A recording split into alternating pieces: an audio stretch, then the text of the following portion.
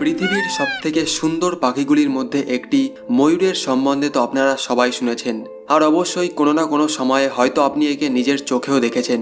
কিন্তু আপনি কি জানেন যে ময়ূর ডিম কিভাবে দেয়? আপনি কি শুনেছেন যে ময়ূর কাদার পর চোখ থেকে জল বের হয় আর ময়ূরই সেটা খেয়ে নেয়, তারপর ডিম দেয়? এই ধরনের অনেক ইনফরমেশন এই ভিডিওর মাধ্যমে আপনাকে দেব, যেটা আপনি আগে কখনো শোনেননি। সবার প্রথমে আমি আপনাদের ময়ূর আর ময়ূরীর পরিচয় দেব।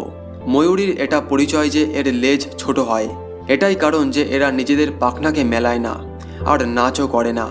ময়ূরী তখন থেকে ডিম দেওয়া শুরু করে যখন এদের বয়স 3 বছর হয়ে যায়। এরা বছরে মাত্র একবারই ডিম দেয়, যার সংখ্যা 6টা থেকে 12টা হয়। এই ডিমকে ময়ূরী আর ময়ূর দুজনে মিলেই তা দেয়, কিন্তু এই কাজে এরা প্রায়শই ব্যর্থ হয়ে যায়। আর ময়ূরীও কোনো দ্বিতীয় পাখির মতনই প্রজনন করে ডিম দেয়।